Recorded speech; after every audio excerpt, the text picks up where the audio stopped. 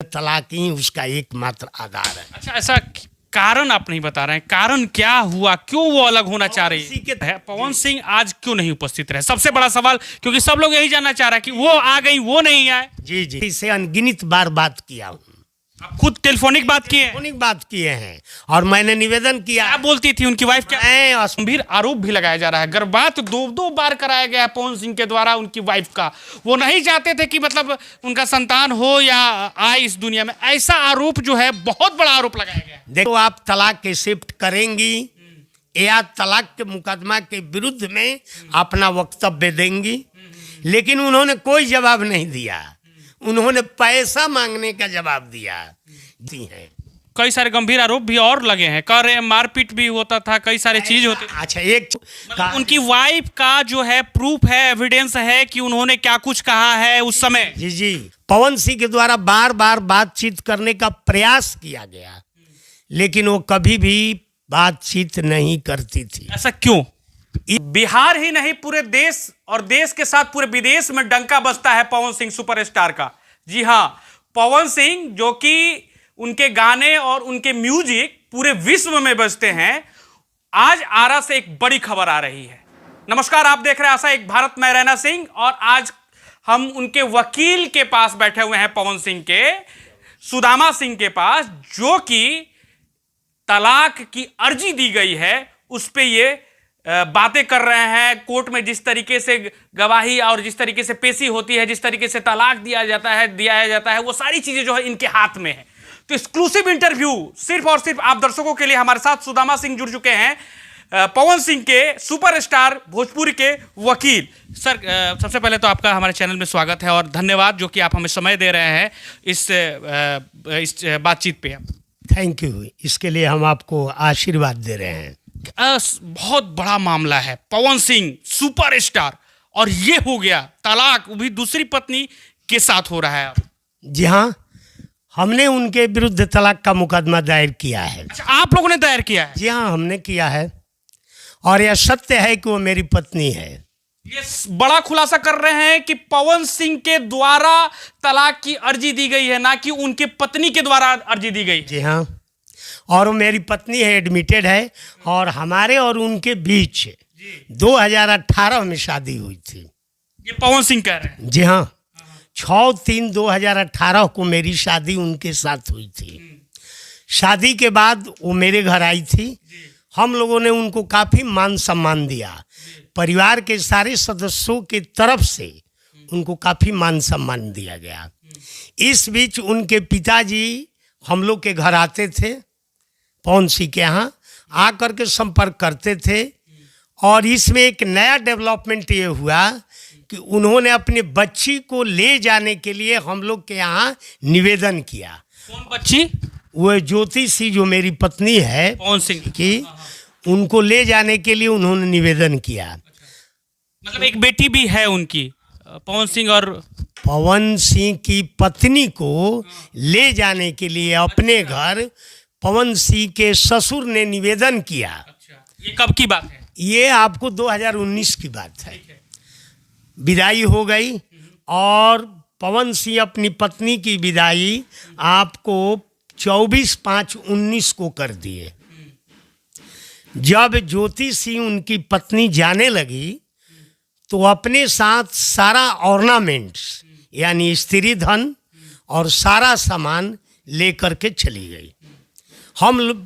मेरे क्लाइंट के द्वारा मान सम्मान पूर्वक विदाई किया गया, किसी तरह का कोई मतभेद नहीं था। कब की बात है? 2019 की। अच्छा। इसके बाद वो गई, जाने के बाद वो अपने मायके गई, मायके चली गई, और पवन सिंह से उन्होंने बातचीत करना बंद कर दिया। पवन सिंह के द्वारा बार बार बातचीत करने का प्रयास किया गया, लेकिन वो कभी भी बातचीत नहीं करती थी। ऐसा क्यों? इसलिए कि उनकी विचारधारा पवन सिंह के साथ रहने की नहीं थी, ये उनकी मानसिकता थी, ये उनके मन में एक विचार था। अब उसके पीछे उनके कौन से कारण हैं, ये कारण वही बता सकती हैं। मेरा क्लाइंट जो है वह हमेशा प्रयास किया कि अपनी पत्नी को मान सम्मान पूर्वक अपने घर रखेंगे। इसके लिए कई बार टेलीफोनिक संपर्क किया गया उनके घर पे। जी हाँ, मायके में, जिसका सारा प्रमाण पवन सिंह के पास उपलब्ध है। जब ये शायद संपर्क करने की बात खत्म हो गई, दूरियां बढ़ने लगी और पति और पत्नी के दाम्पत्य जीवन जो है वह धीरे धीरे विच्छेद होने लगा, संपर्क टूटने लगा। तो पवन सिंह के तरफ से एक निवेदन दिया गया कि अगर आप मेरी पत्नी हैं और मेरे साथ अगर नहीं रहना चाहती हैं तो आपके जीवन के लिए हम व्यवस्था कर देते हैं और हम लोग संयुक्त एक आवेदन दे, जिसको ज्वाइंट कहते हैं हम लोग, और विथ कंसेंट, मतलब अपने रजामंदी से हम लोग तलाक ले लें। इस पर उनकी पत्नी ज्योति सिंह का स्टेटमेंट मेरे पास रिकॉर्डिंग है। आपके पास प्रूफ है, एविडेंस है? प्रूफ है, बहुत सारे, मेनी डिफरेंस आपको। मतलब उनकी वाइफ का जो है प्रूफ है, एविडेंस है कि उन्होंने क्या कुछ कहा है उस समय। जी, उन्होंने कहा कि हम इस पर सहमत हैं। हम लोगों ने एक आवेदन तैयार किया जो हिंदू मैरिज एक्ट 13B कहा जाता है। उसका ये हुआ कि दोनों की सहमति से तलाक लिया जाए। तो इसके लिए हम लोगों ने एक आवेदन तैयार किया। आवेदन तैयार कर, कब हुआ तैयार? ये तैयार हुआ आपको 2020 में। जी, हम लोगों ने 20 में आवेदन तैयार किया। उस आवेदन की कॉपी हम लोगों ने उन्हें व्हाट्सएप पर भेजा, जो उनकी वाइफ है उनके पास भेजा। वो मेरे पास प्रमाण है, व्हाट्सएप शो करेगा कि हम लोगों ने संयुक्त रूप से आवेदन उनको दिया। इसके बाद उन्होंने पढ़ा। पढ़ने के बाद वो ज्योति सिंह बोली, पवन सिंह की पत्नी, कि हम तैयार हैं। इसके बाद उसको कंप्यूटराइज टाइप किया गया, सारा डॉक्यूमेंट के साथ अटैच करके पुनः उनके पास भेजा गया। उन्होंने सिग्नेचर करने से इनकार कर दिया। कब की बात? ये 2021 की बात है। अच्छा, ये प्रोसेस होने में 1 साल और लग गया। हाँ, माने हम लोग लास्ट 2020 में प्रोसेस स्टार्ट किए थे। 2021 में उन्होंने डिनाइल कर दिया। अच्छा। नहीं सिग्नेचर की। इसके बाद बहुत सारे गणमान्य व्यक्तियों के माध्यम से हम लोगों ने प्रयास किया, यहाँ तक कि मेरा व्यक्तिगत, मैं एडवोकेट की हैसियत से मैंने ज्योति सिंह से अनगिनत बार बात किया हूँ। आप खुद टेलीफोनिक बात किए हैं और मैंने निवेदन किया। क्या बोलती थी उनकी वाइफ? क्या? मैं स्पष्ट उनसे पूछा करता था कि क्या आप पवन सिंह के साथ रहना चाहती हैं या नहीं रहना चाहती हैं। उन्होंने मुझसे स्पष्ट शब्दों में कहा था कि मैं इनके साथ नहीं रहूंगी। क्यों नहीं रहना चाहती है पवन सिंह के साथ उनकी वाइफ? पवन सिंह के विचार और मेरे विचार में अंतर है, यही उनका कथन था।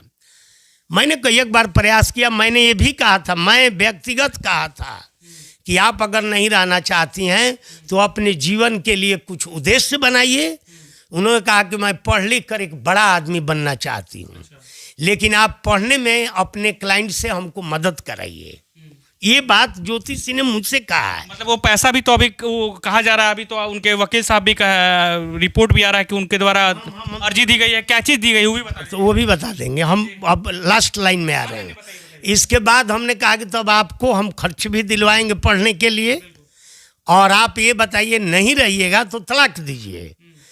तो उन्होंने कहा कि अभी हम तलाक भी नहीं देंगे और इनके परिवार को तंग और परेशान करूंगी। ये वो बोली हैं, इनका रिकॉर्डिंग है।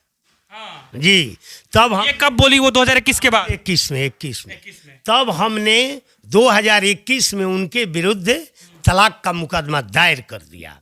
मेरे तलाक के मुकदमा में कोई ऐसा एलिगेशन नहीं लगाया गया है, कोई ऐसा दोष नहीं है।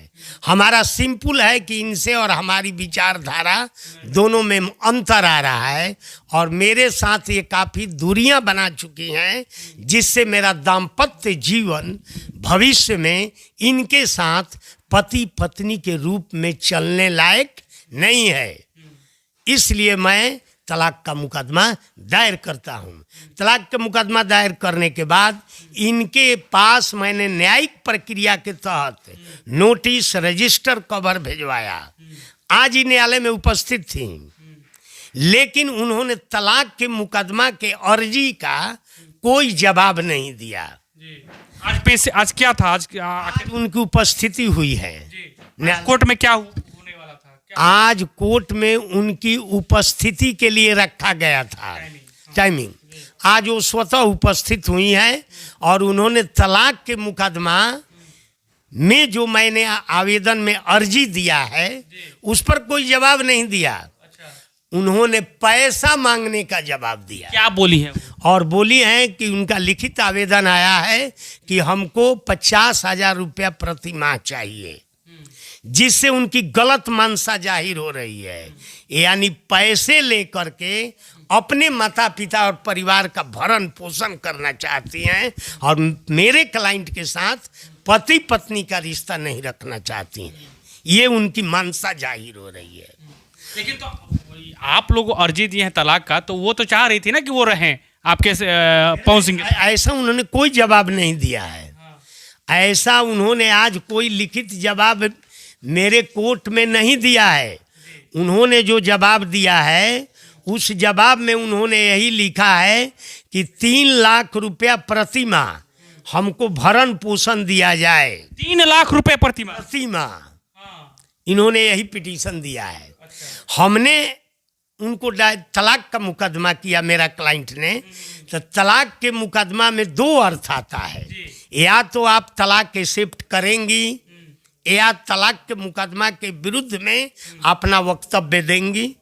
लेकिन उन्होंने कोई जवाब नहीं दिया। उन्होंने पैसा मांगने का जवाब दिया, जिससे उनकी गलत मंशा जाहिर हो रही है। अच्छा, एक सवाल और है, पवन सिंह आज क्यों नहीं उपस्थित रहे? सबसे बड़ा सवाल, क्योंकि सब लोग यही जानना चाह रहे हैं कि वो आ गई, वो नहीं आए। जी पवन सिंह का लास्ट डेट, इस डेट के पहले मुकदमा एडमिशन हुआ था। एडमिशन मतलब एडमिट हुआ था। एडमिशन के बाद अकॉर्डिंग टू लॉ, कानून कहता है कि विपक्षी के पास नोटिस जाएगा। तो विपक्षी के पास हमने नोटिस भिजवाया, विपक्षी के पास नोटिस भिजवाया। तो क्या मुझे जानकारी थी कि आज वो उपस्थित होंगी? आज उनकी प्रथम उपस्थिति है। ये आप लोग को नहीं पता था कि उनकी उपस्थिति हो? नहीं पता था। अच्छा। और क्योंकि उपस्थिति उनके लिए रखा गया था, मेरे लिए नहीं रखा गया था, मेरे क्लाइंट के लिए नहीं रखा गया था। अगले डेट पर मेरा क्लाइंट उपस्थित होगा और न्यायालय में सारे प्रश्नों का जवाब देगा उनका। एक सवाल, एक बहुत गंभीर आरोप भी लगाया जा रहा है। गर्भपात 2 बार कराया गया है पवन सिंह के द्वारा उनकी वाइफ का। वो नहीं चाहते थे कि मतलब उनका संतान हो या आए इस दुनिया में। ऐसा आरोप जो है, बहुत बड़ा आरोप लगाया गया है। देखिए, ये आरोप बेबुनियाद है। ये आरोप ज्योति सिंह का बेबुनियाद है, क्योंकि जब आप भी जानते हैं कि जब किसी के पति और पत्नी की शादी होती है तो नए जनरेशन के लिए हर लोग इच्छुक होता है। और यह आरोप लगाकर एक ओछी बात न्यायालय में कह रही हैं। उनके पास ऐसा कोई प्रमाण नहीं है कि हमारे द्वारा किसी तरह का गर्भपात किया गया है। मेरे क्लाइंट के द्वारा ऐसा कोई काम नहीं किया गया है। जी, ये झूठा आरोप लगाकर पवन सिंह के मान सम्मान पर एक कुठाराघात किया जा रहा है। सुपरस्टार है पवन सिंह, सब लोग उनको इतना मानता है, चाहता है। आखिर ऐसी क्या परिस्थिति आ गई कि दूसरी वाइफ से भी उनको तलाक लेना पड़ जा रहा है? ऐसा क्या? क्योंकि उनके पास ना पैसे की कमी है, ना सुख सुविधाओं की कमी है। ये लोग भी जानना चाहते हैं कि आखिर ऐसा क्या? देखिए, पवन सिंह के द्वारा दूसरी पत्नी से तलाक लेने के पूर्व, तलाक की अर्जी दायर करने के पूर्व हजारों बार निवेदन किया गया है कि आप आएं और मेरे साथ पति पत्नी के रूप में जिंदगी बसर करें। इसके लिए साक्ष्य है, प्रमाण है। तो पवन सिंह की ऐसी कभी भी सुपरस्टार रहते हुए भी आज विश्व के कोने कोने में उनका नाम है, ऐसी उनकी कोई गलत मानसिकता नहीं थी। लेकिन आप भी ये सोच सकते हैं कि पति के सामने अगर पत्नी की दूरियां बढ़ जाए तो वैसी स्थिति में तलाक ही उसका एकमात्र आधार है। अच्छा, ऐसा कारण आप नहीं बता रहे हैं, कारण क्या हुआ? क्यों वो अलग होना चाह रही है? किसी के तरफ से किसी तरह का कारण नहीं है। ज्योति सिंह पवन सिंह के साथ रहना नहीं चाहती हैं। कई सारे गंभीर आरोप भी और लगे हैं, कह रहे हैं मारपीट भी होता था, कई सारे चीज होते थे। अच्छा, एक चीज है, जब पवन सिंह की तरफ से मारपीट की जाती तो आज ज्योति सिंह न्यायालय में उपस्थित होकर के अर्जी दे रही हैं, मेंटेनेंस मांग रही हैं। ज्योति सिंह पढ़ी लिखी महिला हैं, तो अगर पवन सिंह की तरफ से किसी तरह का उनको प्रताड़ित किया जाता, मारा जाता, पीटा जाता, तो क्या ज्योति सिंह ने कभी किसी तरह की शिकायत किसी पुलिस प्रशासन या किसी न्यायालय में क्यों नहीं दिया? इससे साबित होता है कि वह सारा आरोप बेबुनियाद है, गलत है, और ऐसा मेरे क्लाइंट के द्वारा या पवन सिंह के द्वारा उनके विरुद्ध न शारीरिक न मानसिक प्रताड़ना का काम नहीं किया गया है। अगला क्या है आप लोगों का, अगला क्या करेंगे आप? हमारा प्रॉब्लम अगला ये प्रश्न है मेरा कि हमने अर्जी दिया है, अर्जी में अब पवन सिंह को मैं न्यायालय में उपस्थित, ये जो भुगतान की इतनी बड़ी रकम की जा रही है, इस पे क्या? तो मांगने के लिए बहुत सारी चीज मांगी जाती है, ये उनका प्रश्न है, मेरा भी इसका जवाब आएगा, दोनों तरफ से सुनवाई होगी, और अर्जी जो मेरा तलाक का है उसमें उपस्थित होंगी, रिकन्सिलेशन होगा, वो अर्जी दें कि हमारे साथ जाना चाहती हैं या नहीं। ये सारा जो उन्होंने दोषारोपण लगाया है, इसका कोई साक्ष्य प्रमाण नहीं है। अच्छा, आप तो इतने टेलीफोनिक बात किए उनसे, उनकी वाइफ से भी आपकी बात हुई है, उनके परिवार वालों से भी बात हुई होगी, फादर से भी बात? जी। फादर उनके क्या बोलते थे ज्योति? फादर कहते थे कि हम छोड़ेंगे नहीं, हम उन लोग को तंग करेंगे और उन लोग के घर अपनी बेटी को भेजेंगे भी नहीं। उनके पिताजी का? ये पिताजी का कहना है, हमारे पास प्रमाण है, ये प्रोसेस 1-1.5 वर्षों से चल रहा है, हमने बहुत प्रयास भी किया है, ये सारा चीज़ आपका डॉक्यूमेंट्री एविडेंस की बात है, और न्यायालय के समक्ष हम रखेंगे और न्यायालय ही इसका निर्णय करेगा, न्यायालय का जो आदेश होगा वही सर्वोपरि होगा। बहुत बहुत धन्यवाद, आपने समय दिया। तो देखिए, ये वकील साहब थे और जिस तरीके से इन्होंने बात रखी है, वरिष्ठ वकील हैं सिविल कोर्ट आरा के, और पवन सिंह का जो भी केस है ये देख रहे हैं, सारी चीज़ें ये देख रहे हैं, और इन्होंने बहुत बड़ा खुलासा किया है कि 2018 के बाद 2019 और 2019 के बाद 2020 में क्या हुआ, और 2020 के बाद 2021 में किस तरीके से क्या कुछ उनकी वाइफ के द्वारा नेगलेक्ट किया गया और कहा गया कि अब हम जो है तलाक नहीं लेंगे। बहुत बड़ा खुलासा इन्होंने किया, और साथ ही साथ जिस तरीके से वो पैसे की डिमांड कर रहे हैं मंथली, वो रकम जो है उन्होंने साफ तौर पे कह दिया, खोल के रख दिया, और रिकॉर्डिंग और कई सारे एविडेंस जो है इनके पास हैं, ये साफ तौर पे कह रहे हैं कि सारे एविडेंस जो है वो हमारे पास हैं, और उनके द्वारा जो भी चीज़ें रखी जा रही हैं उसका जो भी है हम लोग प्रश्न का उत्तर देंगे, और हमारा जो क्लाइंट है वो सही है, और पवन सिंह जो है वो चाहते थे रहना। ये बहुत बड़ा जो इन्होंने पॉइंट रखा है कि पवन सिंह जो है वो अपने से वो चाहते थे कि वो रखें, ऑर्नामेंट जो है वो लेके चली गई, अपने साथ वो खुद जितने भी सामान थे वो लेके चली गई, और पवन सिंह उसके बाद भी फ़ोन लगातार करते रहे अपने वाइफ को और घर पे, और ये भी लगातार अपने उनसे बात करते रहे, उनकी वाइफ से, उनके पिताजी से, और कहते रहे कि आप आ जाइए, लेकिन वो आना नहीं चाहती थी। और जिस तरीके से इन्होंने कहा है कि वो साफ तौर पर चाहती हैं तंग करना, और इसका जवाब जो है हम लोग कोर्ट में देंगे, और न्यायालय पे हम लोगों को भरोसा है, इन्होंने साफ तौर पे कहा। एक्सक्लूसिव इंटरव्यू आप देख रहे थे, खबर यहीं तक, आप देख रहे थे आशा एक भारत, मैं रैना सिंह, पीयूष सिंह के साथ, आरा, भोजपुर, बिहार। जय हिंद, जय बिहार। आपका अपना आशा एक भारत को सब्सक्राइब करिए भैया, और साथ ही साथ बेल बटन दबाना ना भूले, क्योंकि बेल बटन दबाइएगा तभी तो खबर फटाफट पाइएगा।